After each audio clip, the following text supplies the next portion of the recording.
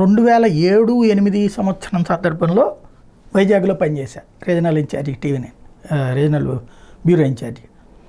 ఆ టైంలో గమనించినటువంటి ఒక కీలకమైనటువంటి అంశం ఏంటంటే, సముద్రం దగ్గర విపరీతంగా చేపలు చచ్చిపోయి కొట్టుకొస్తున్నాయి, తాబేళ్ళు విపరీతంగా ఒడ్డుకొచ్చి కొట్టుకొస్తున్నాయి. ఇంతెంత తాబేళ్ళు అనమాట.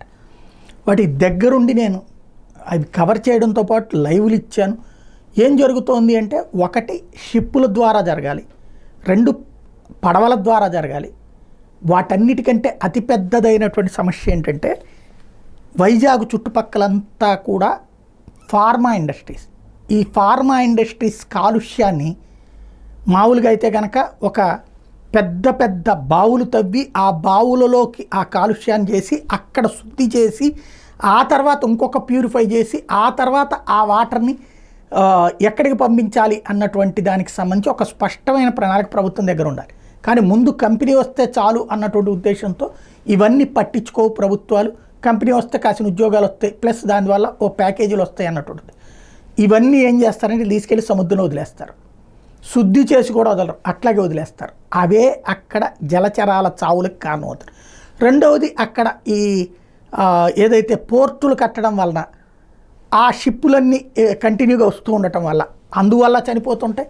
ఇంకోవైపున ఈ మరణాలతో అవన్నీ కూడా పెద్ద పెద్దవి అనమాట. అసలు ఆ తాబేళ్ల సైజు చూస్తుంటే మనం కూర్చుని వెళ్ళొచ్చు అన్నంత సైజు ఉంటుంది. అంతంత పెద్ద తాబేళ్ళు కూడా చచ్చిపోయి ఒడ్డుకొచ్చి ఉంటున్నాయి.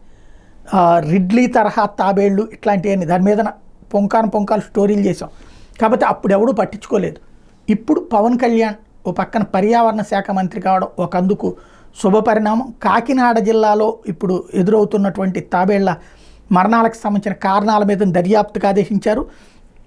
ఆలివ్ రిడ్లీ తాబేళ్ల మరణాలను అరికట్టేందుకు మెరైన్ కోస్ట్ గార్డ్ మత్స్యశాఖ అధికారులతో కలిసి చర్యలు చేపడతామని ప్రకటించారు.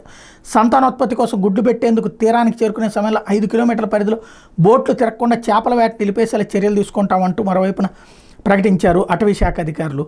ఇది ఇక్కడే కాకుండా ఓవరాల్గా విశాఖ, తూర్పుగోదావరి ప్రాంత సాగర తీరంలో కనుక పవన్ కళ్యాణ్ ఆ దిశగా సంపూర్ణంగా విజయం సాధిస్తే మాత్రం అత్యధికంగా అభినందించేవాడిని నేనే అవుతాను.